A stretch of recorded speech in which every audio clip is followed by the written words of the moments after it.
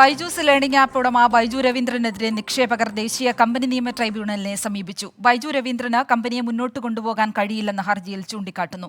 ബൈജൂസിൽ forensic audit നടത്തണമെന്നും ആവശ്യം. മനേഷ് മൂർത്തി ചെന്നൈയിൽ നിന്ന് വിവരങ്ങൾ നൽകും. മനേഷ്, ഈ ഹർജിക്കാരുടെ പ്രധാന ആവലാതികൾ എന്തൊക്കെയാണ്? ഇവർ എന്തൊക്കെ കാര്യങ്ങളാണ് ഈ ഹർജിയിൽ പറയുന്നത്?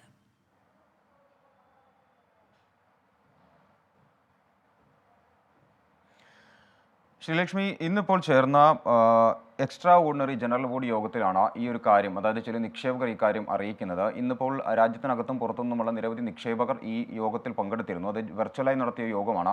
ഈ യോഗത്തിലാണ് ചില നിക്ഷേപകർ ഈ ഒരു കാര്യം അറിയിച്ചിരിക്കുന്നത്. അതായത് ദേശീയ കമ്പനി നിയമ ട്രിബ്യൂണലിനെ സമീപിച്ചിട്ടുണ്ട് എന്ന കാര്യം പറയുന്നത്. ആവശ്യപ്പെടുന്ന പ്രധാനപ്പെട്ട കാര്യങ്ങളെന്ന് പറയുന്നത് ബൈജു രവീന്ദ്രൻ എന്തായാലും ഇനി കമ്പനിയെ മുൻപോട്ട് കൊണ്ടുപോകാൻ കഴിയില്ല എന്നുള്ളത് ഹർജിയിൽ പറയുന്നു. അതുപോലെ തന്നെ ബൈജൂസിൽ ഫോറൻസിക് ഓഡിറ്റ് അടക്കം നടത്തണം എന്നുള്ളൊരു ആവശ്യം പറയുന്നു. ഈ ഫോറൻസിക് ഓഡിറ്റ് നടത്തിയാൽ അതിലെ റിപ്പോർട്ട് കോടതിയിൽ സമർപ്പിക്കാൻ പറ്റുമെന്നുള്ളതാണ് ഈ ഹർജിയിൽ പ്രധാനമായും പറയുന്ന മറ്റൊരു കാര്യം.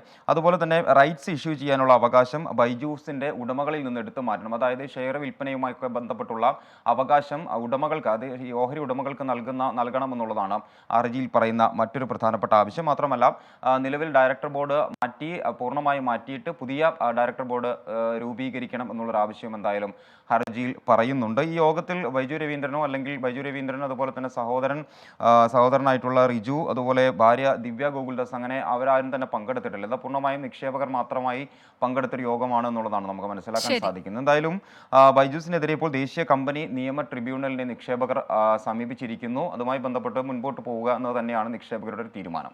ശ്രീലക്ഷ്മി. ശരി, മനേഷ് മൂർത്തി വിവരങ്ങൾ നൽകിയത്.